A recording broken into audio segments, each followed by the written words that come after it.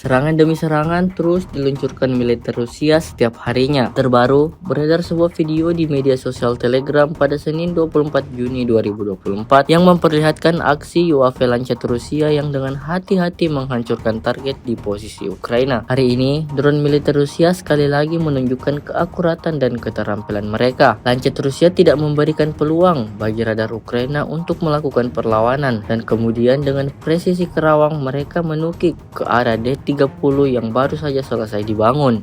Hasilnya seperti yang terlihat dalam rekaman, ledakan dahsyat terjadi pada posisi Ukraina. Personel militer Ukraina yang hingga saat ini mengandalkan sistem pertahanan dan artileri mereka, kini terpaksa mereka mengakui ketidakberdayaan dalam menghadapi kekuatan teknologi tinggi dari Lancet Rusia.